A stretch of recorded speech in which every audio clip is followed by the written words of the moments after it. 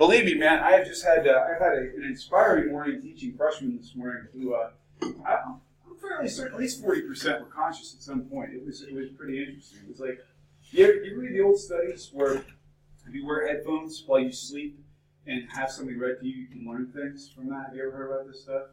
I think that was kind of like what my 9 a.m. class was like today. So we're going to try to avoid too many people nodding off today. But I'm going to also be a realist and say, we know it's the week before mid-semester break. So I'm going to be asking for your help and your input on something, because we have 50 minutes to stay together here today and to get through some material. We're going to take frequent breaks, but the other part of it too, if there are items for conversation, things that you can contribute to the class today that will make our conversation stimulating and interesting, even if they are not about the subject material, we're going to be taking frequent mental breaks, so I want to encourage you to do that. Is that an okay way to start today, Frank?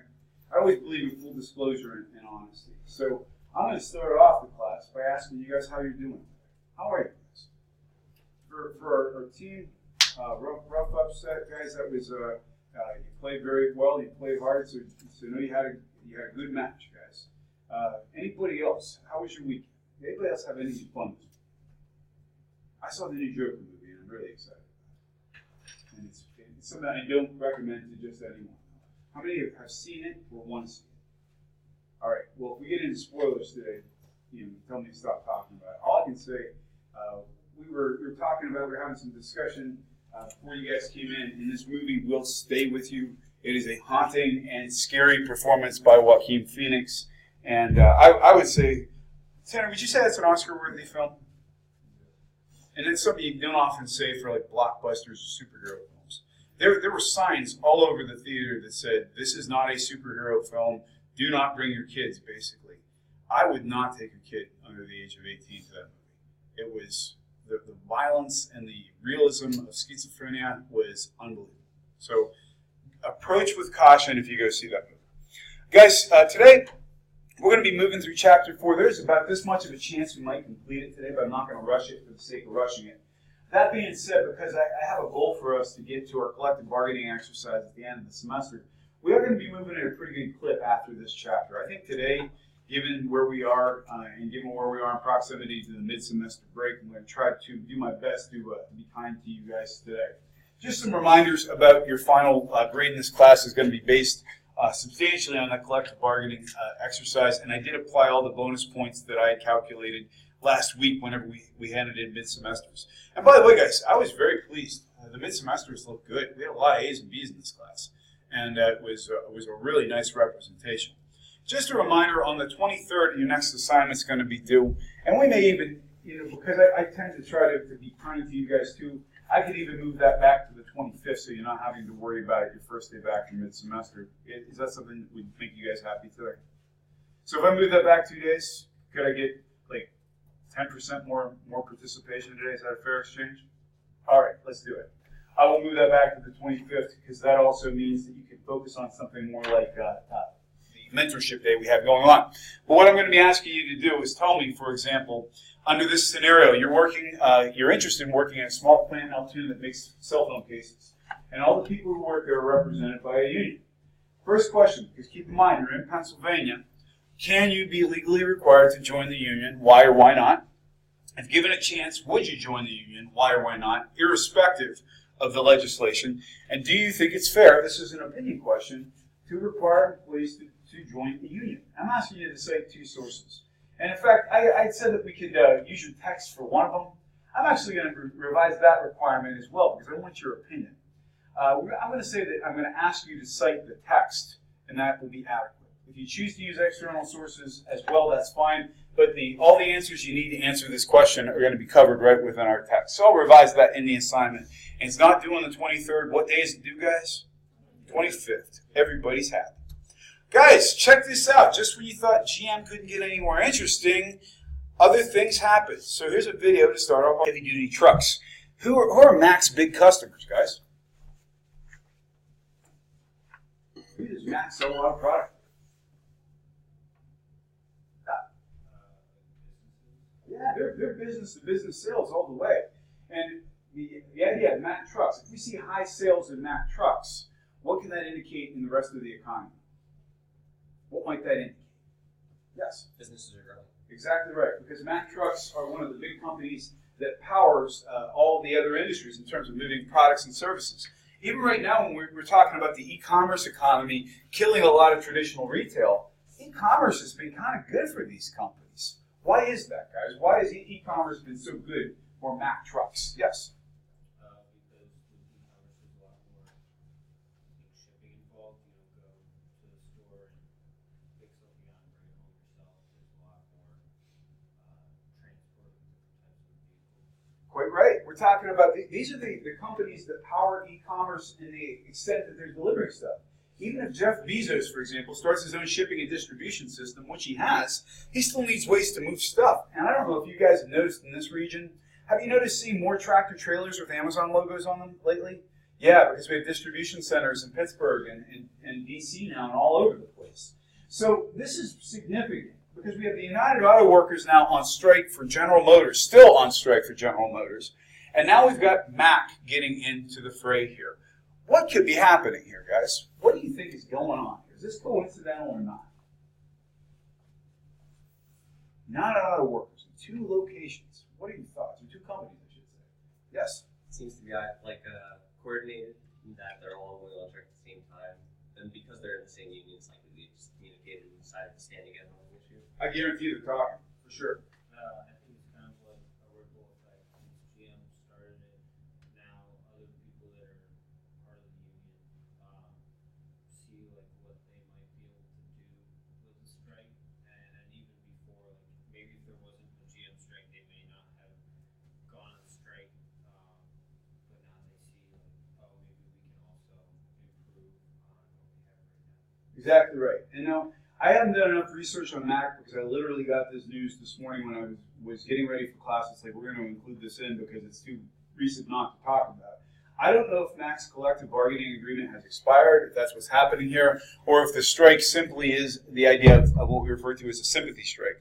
And that means that workers in other places go on strike to go along with their union brothers and sisters. But they're going on strike for the same reasons. They're going on strike for better benefits, better pay, and better job stability. Now, as opposed to 2008, how might the Mack workers also maybe be in a better place of leverage now than they were 11 years ago during the recession? Elliot? Being that they're the labor that moves e-commerce, if they were to go on strike, that would disrupt more than just Mack Trucks. That would disrupt a lot of other companies who would get Mack quick. I completely agree. And the other thing, too, these trucks, because they do long miles. I mean, I don't know, does anybody in this room have a friend or family member who is a truck driver? How many miles does that person drive a year? Oh, my dad, for a few years, used to drive back and forth to California, and I did season 2 days a week. Wow.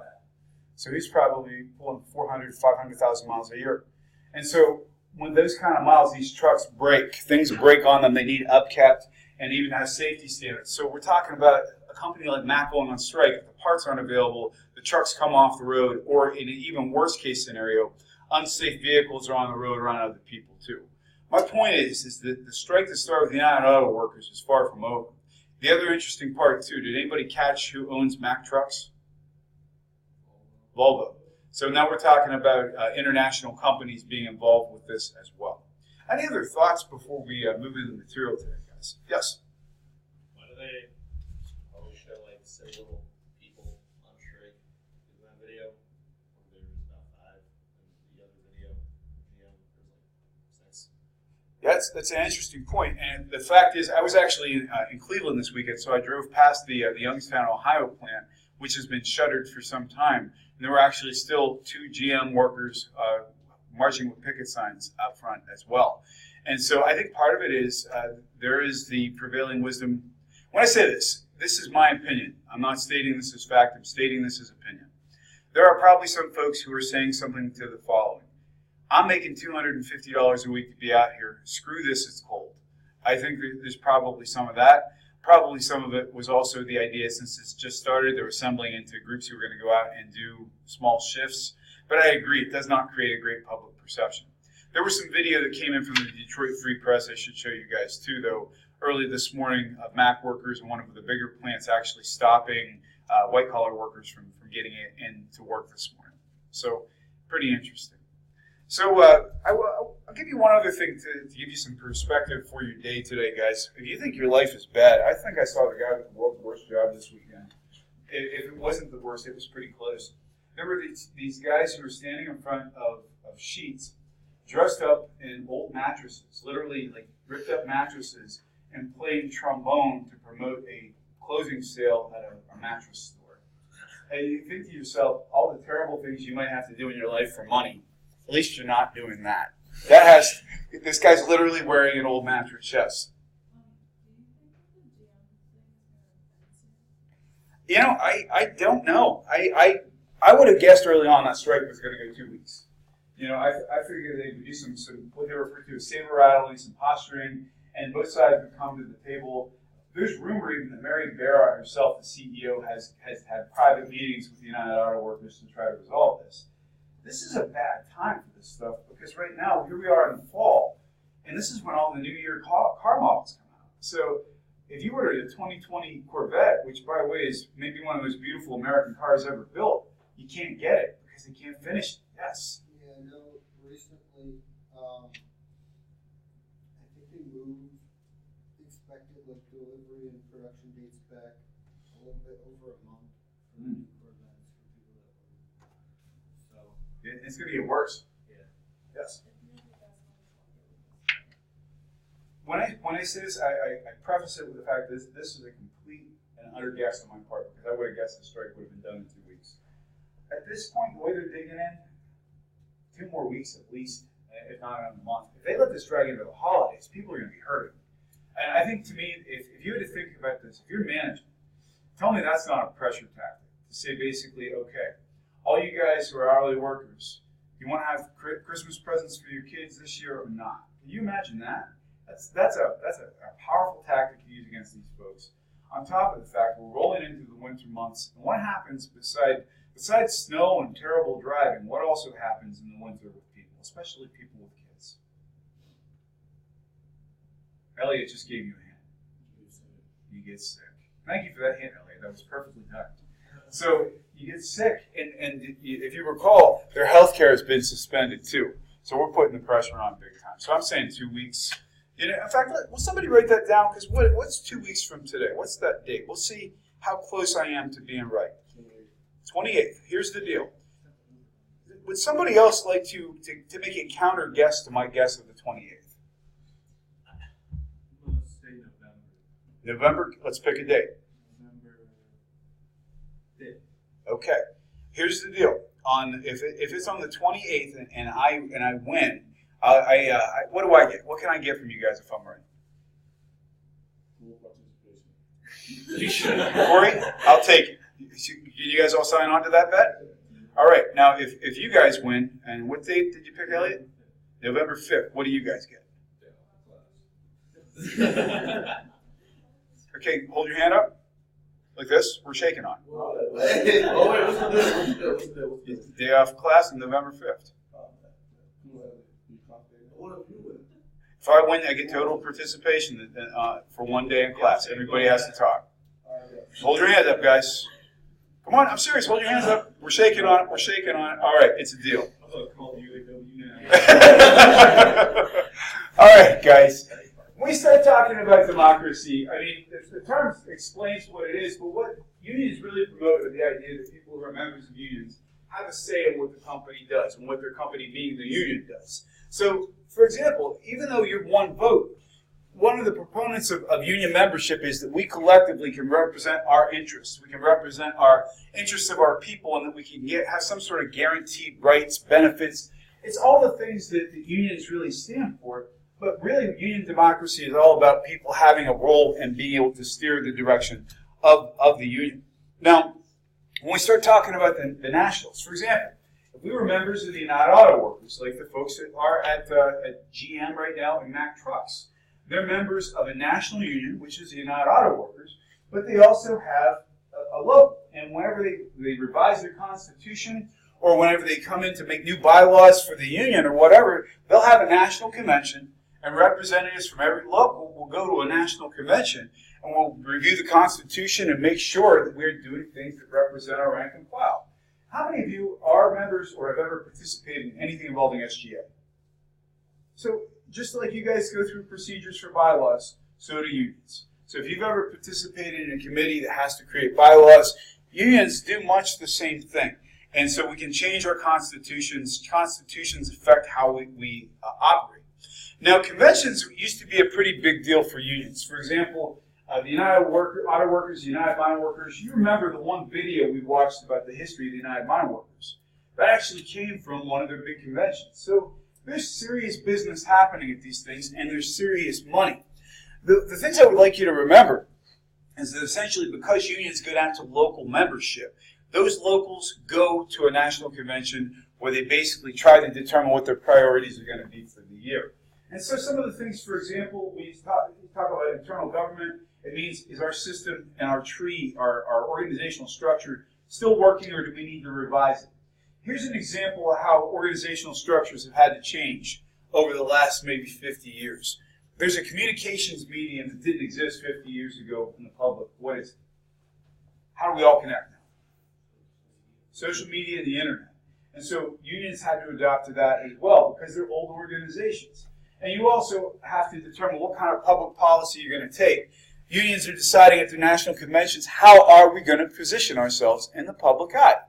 Let me give you an example of how things are different now maybe than they were 50 years ago. If you guys recall, when we watched the video about the United Mine Workers, the United Mine Workers were actually formed because people were getting exploited. We had people who literally were getting taken advantage of. And so their whole strategy was to say, hey, look, join our union so we can physically, literally protect you from these evil people. Unions these days are more positioning themselves saying, we need stability and we need better benefits and we need better jobs. It's a very different approach than it was 50 or 60 years ago. And so every year when these folks are revising their constitutions, they're thinking about those sorts of things. So this stuff, again, was covered, I think, pretty well in our organizational structure. But for example, if you go to an international or a national union, they're set up just like companies. You've got people who are going to be directors of certain things. You've got somebody, for example, who's going to control marketing. You're going to have somebody who controls finance. And again, technical staff is a big deal these days. Here's the stuff that's really important. If you're going from the national or international union out to the locals, the stuff people are interested in. Actually, before I explain this, let me ask you guys. Let's say, for example, I'm your national union. You guys are all members of a local union. You guys are Loretto Local 1847 of the St. Francis Student Union, for example. What would be your unique concerns here that maybe are different than other schools? We're talking about your personal well-being, safety, interactions. What are things that would be unique to you compared to some other schools? If you guys were members of a student union. Yes? How are we going to deal with all this snow? For sure, environmental concerns. And how we're going to deal with it is we're going to shovel a whole lot, that's for sure. What else would be unique to your location? Because we definitely have some unique things about this place. Yes? For sure. I mean, if you don't own a car, you are bleeped in this area because it's hard to get anywhere without a car. There's no public transportation. What else is unique to our scenario here? Anything else you guys can think of? For schools our size, do we have some unusual characteristics? We have a very large percentage of student athletes, especially for a school our size, because we have a very, very active NCAA Division I program. So if we're looking at all these schools, the things that are concerns for us might be things like student scheduling, transportation, safety and snow, all these things that are unique to our local would go back to the national to say, all these things need to be part of our collective bargaining as well. If you're not accounting for safety, scheduling, and transportation, we need to be represented. Does that make sense, guys? Because it's unique. And if you're a coal miner, for example, if you work in West Virginia or Pennsylvania, even the actual conditions you work in may be different than somebody who works in Arizona or California because the soil is different. The conditions in the area are different. It really comes down to that sort of stuff. Other things that people want to know, for example, how are we doing grievance procedures? What are we doing in terms of collecting dues? What are the dues going to be? What can people afford? And what other specific things to a local union do we need to take into consideration? Now, guys, we talked in the last chapter about how so many of unions, national unions, have merged. The AFL-CIO is the best example of a large merger of unions, because we had essentially two unions of unions that came together and made one big, massive, mega union. Why that happened, guys? Well, there's lots of reasons. You remember in the last chapter or two we talked about, for example, why labor unions have been less popular since the 1950s. Have they been in decline for membership till today? What are some of the reasons, guys? Yes? Shift to a service economy. So we're going to a service economy for sure. What else, guys? From over here, what's another reason that unions have had less popularity in the last 50 to 60 years? We know we're going to service. What else, guys? Help me out. Yes? The change in demographics. Yeah, for sure. Tell me a little more about the change in demographics. It's kind of like we're seeing like more women and a lot of other groups of people entering the workforce that don't support unions as much as they used to. And we've got folks who maybe even have, some folks have ideological or religious opposition to them as well. And then the changing nature of work. We're less industrial than we used to be. So a lot of these unions have started merging because they had to get their membership back up. I'll put it this way. Let's say, for example, if I'm teaching 4 sections of a class and they all have 10 people in them, it looks better for me if I teach 2 classes that have 20 people in them than teaching to empty rooms. It's the same deal with unions. So what some of the other reasons that unions came together? If you have unions of unions, if you have people who are gathering en masse, they also have stronger bargaining power, and we refer to that as an economy of scale. And what that means is if we got more people, we have better chances of actually exerting leverage. For example, I was thinking of a union that might go in with Mac. This is a long shot. I'm not saying it's going to happen. But is there a union associated with heavy trucking that has something to benefit from in this scenario?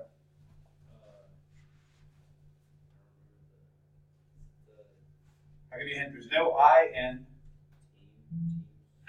Teamsters. Exactly right. That was a pretty good hint on my feet, I thought. So yeah, the Teamsters. These folks rely on these. I mean, if cowboys need horses, Teamsters need trucks. And ironically enough, the Teamsters logo also has a horse on it. Man, this is already going so much better than my 9 a.m. You guys are making my day better. Guys, in terms of how it works, though, it comes down to the idea that if we can get more people together, we look better on paper and we have a stronger bargaining position as well. Now, here's what happens, guys. You have a couple different ways, just like we have corporate mergers. What are the 2 ways that companies come together? It's not on this slide, but what are the 2 ways that companies generally come together? We have 2 ways in which they combine. What are they? They combine into one, or one buys the other one out. Good description. What do we call those? The second one would be an acquisition because you're basically absorbing the other company. Exactly right. So we have mergers and acquisitions. A merger would be if Jared and I both had companies that were complementary, and we decided we're going to form one mega company. And what are we going to call it? We're going to call it Piper Tompkins Corp, and we're going to rule this world with our technological expertise. Fear us. It comes down, for example, that if we got Jason and Kenny, if Kenny buys Jason's company and consumes it, that would be the idea of an acquisition. It's very similar, though, when we get into national unions. An amalgamation. I love that word, amalgamation. It sounds like something medical, but it means if we have 2 unions that come together and say, you know what, we've got some commonality, but we're going to form a new union that represents all of our interests. Or we could have a small union that gets sucked up and absorbed, and we refer to that as absorption. And then we also have affiliation. And that means if you have a small local that decides they want to be affiliated with a large union, you can do that too, but you still maintain some level of autonomy. So let's say, for example, we talked about that student union example. If we decided we were an independent student union, but we wanted to affiliate with a national student union, or for that matter, the National Education Association or something like that, we could certainly do that. It just changes our interactions and possibly the level of support we would get. So, for example, if you're a large national union and you've got a small local group that says we want to maintain our autonomy, to them that's good because you're affiliating with them, but they also exert a little less control over you, which means that the amount of support you get could vary. Does that make sense, guys? This is all very fundamental stuff, guys. We're going to cover another slide here before we take our first break. Guys, again, some of the other things that international unions do as well, you may have a district office. For example, we're in the Northeast here. Northeast was a very big place for coal and steel. So you could very easily find a regional or district office in Pennsylvania for the United Mine Workers because this area was the United Mine Workers. These folks also will go to trade shows, for example. If there's a coal mining conference, they would go to that as well. And they might also get on other councils for other unions. Some other things to think about too. There are what we refer to as independent unions who never affiliate nationally, who still may go to national conferences. We also have things called professional or employee associations. Here's what I mean by that. I belong to a group called the Society for Ethics in Higher Education. I pay annual fees to be a part of that group. It is not a union. We do not collectively bargain. We get together every summer and talk about things that we think are concerning in education, like what problems we have and how can we solve them. So that would be an example of an employee or industry organization that is not a union.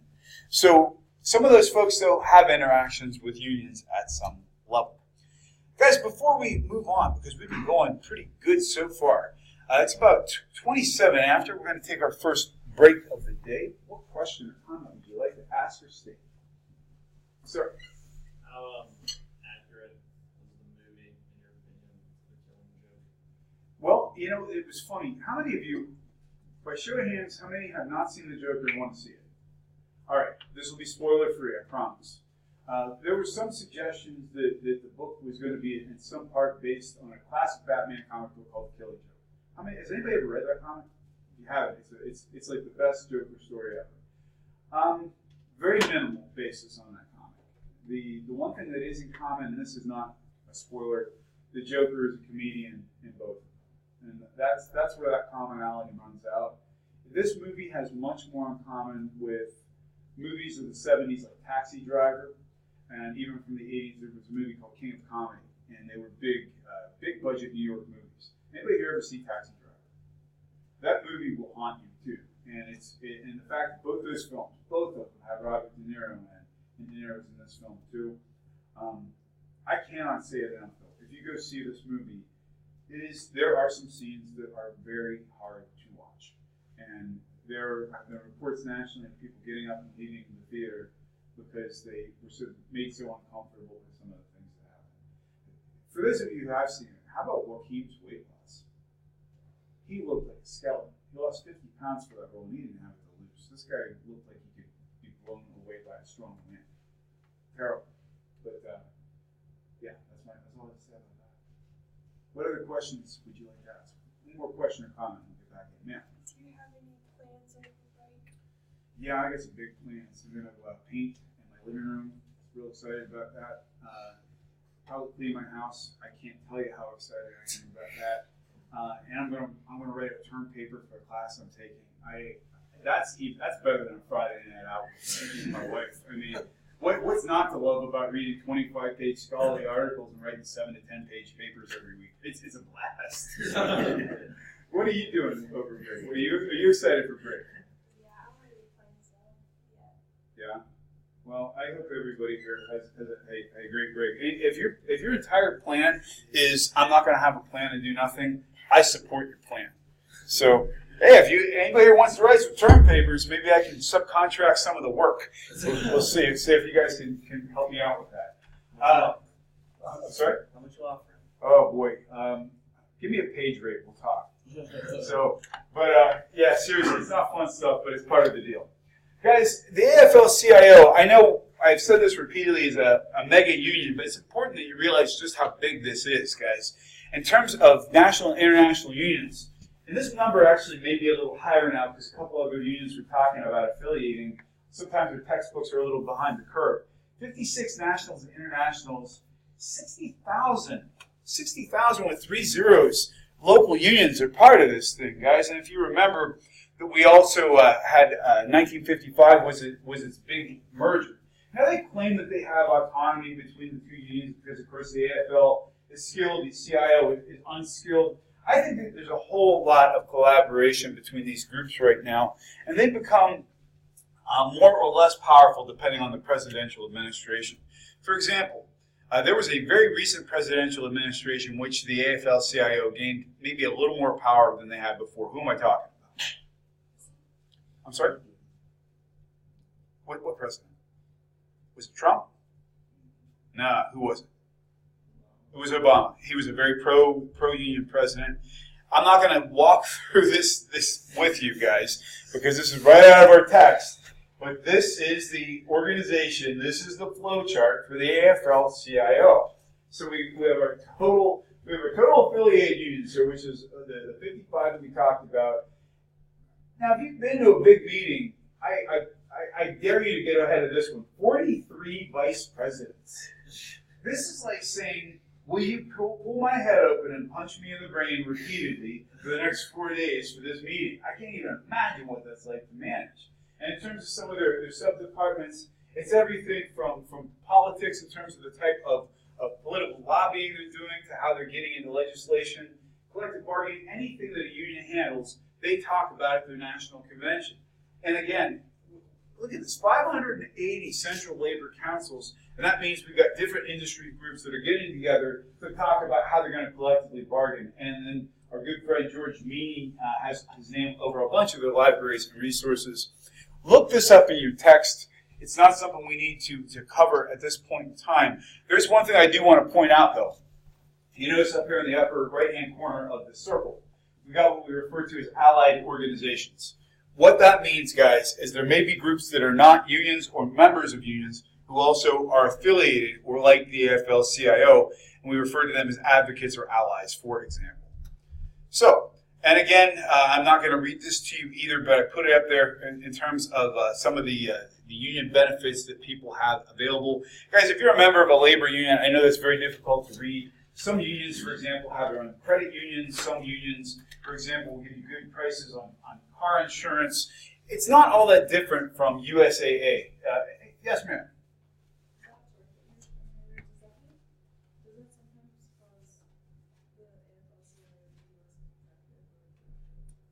I would think so, and I know my opinion. Why do you think they might be less effective? Let's bring that back up. I think that could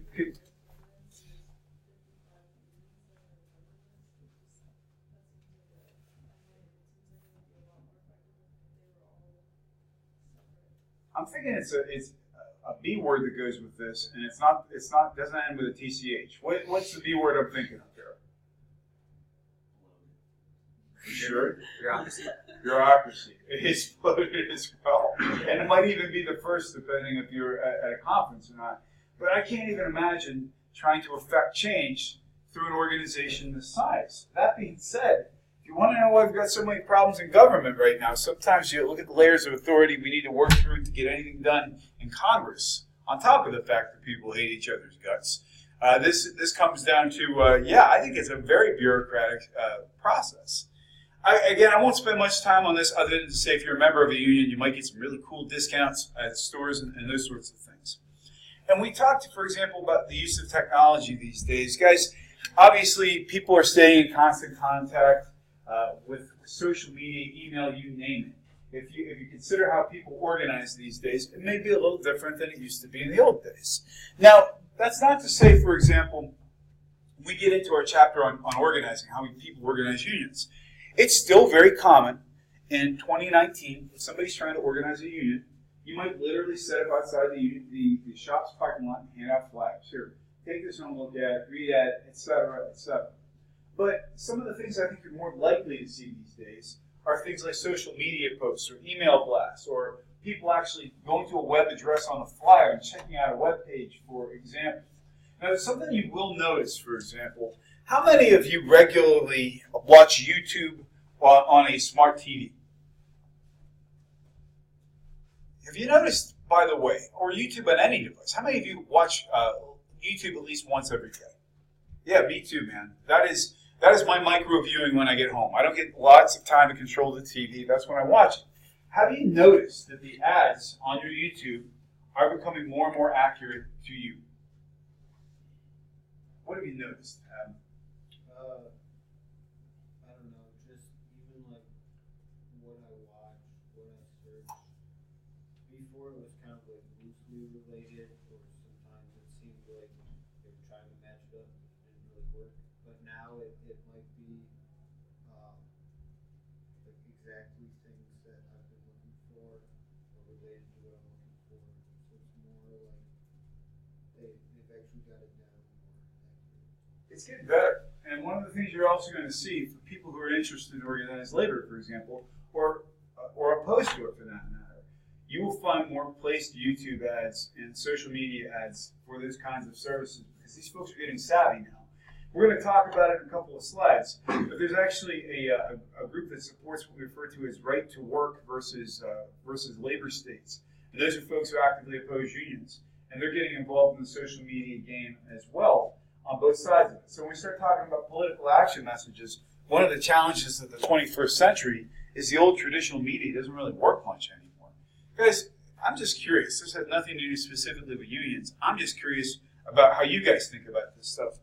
How many of you could say in the last week of your life that you have not actively, I mean, if it was on in the background and it just happened to be where you were, that's fine. How many of you have not actively watched cable or network television? Yeah, me either. I very seldom watch it. That number is going to keep going up as we migrate to streaming. And so that means groups like this are going to have to come up with new and creative ways to be able to reach their key demographics. Make sense, guys? Before we get into this next part, because this is kind of getting us into the idea of accountability with unions, is a big subject change. I do want to take one more break before we jump into this, out of consideration for this being the week before mid-semester break, so I give you a chance to reset your brain. Who here has a question or a comment? Sir? Do you think that streaming services is going to be the new form of competitive cable? I totally do. And I think we're going to be paying more than we paid for cable. Check this out, guys. Let's look at the business model here. Actually, we're going to do a little interactive exercise out of this because it has to do with business. Everybody wave at the folks who are coming by. Hi, everyone. Hello. So, anyway, guys, what I wanted to do with a poll here. How many of you have Netflix? Okay, how many of you have Hulu? How many of you have Amazon Prime? How many of you will have Disney when it comes out? Yeah, guys, check this out. So let's say, for example, what do each one of those services cost? Yeah, Netflix is $18 for unlimited. It's 18. So Netflix is like 12, well, and then Hulu's 12, isn't it? I get the student. Yeah. Lucky you. Lucky you. Yeah. Okay. But do the math on it. Actually, I'm asking you to do this, guys. Think about what all your streaming services together are costing. Will somebody tell me what they're paying a month?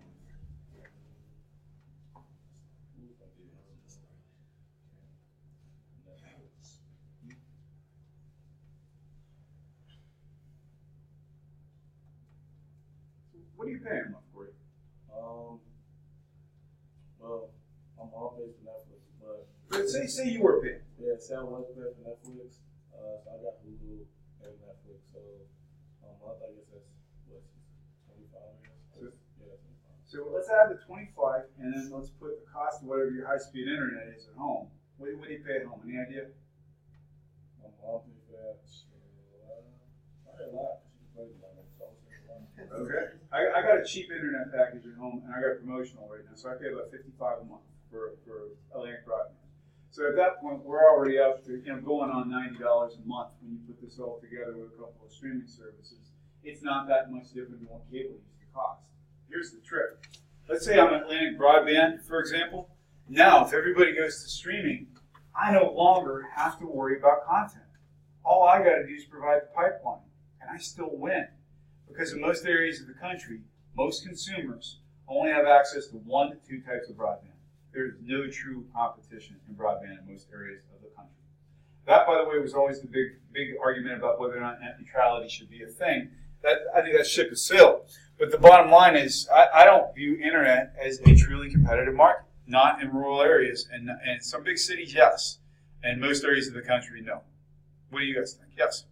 Cell phone companies trying to get more involved because I know Verizon wants to have more internet services. They sure are, and they're seeing that as their next big area to target. But yeah, go ahead, Corey. This is kind of a question. Sure. But, I remember like a couple months ago, there was like this big thing on like net neutrality on Twitter, and it was like everybody was talking about it. What didn't happen with that? Well, net neutrality got overruled with Ajit Pai, who is the chair of the FCC, but it's been put up for public comment, and a number of states are actually suing to have net neutrality enforced and put back into code of law. For anybody who doesn't know what net neutrality is, and I'm not telling you what you should think about this, but net neutrality basically says that nobody's internet traffic should get preference over anybody else's internet traffic. And the idea being, let's say Corey has Verizon as his provider, and I have Comcast. Comcast, without net neutrality, would be within their rights to say we're going to prioritize traffic to certain websites and not to others. So if you're Comcast and you have your own online streaming service, and I'm a consumer, you would have every right to slow down my connection to Netflix to make more pathway for your connection to their own streaming services. Now, folks who are kind of more libertarian in their thinking are saying, well, the companies aren't going to do that because the consumers will be unhappy. They'll let their voices be heard, and we'll answer the call of the consumers. Opponents are saying, not so fast, the consumers may not raise a stink, but the companies and small companies are going to be the ones to suffer. And what I just presented was very oversimplified, but that's what net neutrality is all about. So, okay? Guys, we're going to jump through another couple of slides here. I appreciate your attention today and that you're being involved. Guys, in the 1950s and early 1960s, unions really took it on the chin a little bit through something called the Labor Management Reporting and Disclosure Act of 1959. What happened essentially, a lot of unions were getting involved in what we refer to as interstate racketeering. And I don't know if any of you guys like gangster movies or mob movies or any of that sort of stuff. If you ever see the guys, for example, get pulled over because they're moving counterfeit cigarettes over state lines, there were folks who were accusing people like the Teamsters of engaging in that kind of commerce. Who here's ever even heard of the name Jimmy Hoffa? Jimmy Hoffa was one of the most notorious people involved in business. He was a member of the Teamsters and actually ended up going to jail for some of these activities. He was famously prosecuted by Robert Kennedy, the brother of John F. Kennedy, and ended up going to jail. He actually got pardoned. Get this, he got pardoned by Richard Nixon. And then, well, not pardoned, but he had a sentence commuted, I should say. Ultimately ended up disappearing, and the big question has always been, whatever happened to him? Most people think his body ended up in a landfill in New Jersey. Nobody knows for sure. But he was into some deep and dark stuff. This act basically came out and said that you, the unions, have to disclose where your money is going. You have to disclose how you're making use of things like dues and how you're paying retirement funds. You're going to also, if you're a union official, you get what's referred to as a fiduciary responsibility. I love that term. It sounds very technical. What's a fiduciary responsibility? What does that mean? Any idea, Elliot? You seem like you want to say it, but you're not quite sure. I forgot what it meant. Fiduciary is a derivative of financial, and what it basically means is you're responsible to have some level of financial reporting. Could also indicate you need to be audited or even get a background check in certain circumstances. If you have fiduciary responsibility, the buck stops with you. So if you're a union official and you're the treasurer, you better be able to account for where those dues are going. And it also meant that individuals could have their voices heard. A lot of the time, even though unions promoted democracy and voting rights, people occasionally would take over unions and really muscle the rank and file into voting specific ways, which was also part of corruption. Guys, I'm going to show just a very brief video. This will be our last part of class today about Jimmy Hoffa because he's a character. If we have some time in this class, we're going to watch a movie about his life. He was played famously by Jack Nicholson in the movie Hoffa. So sit back and relax and see what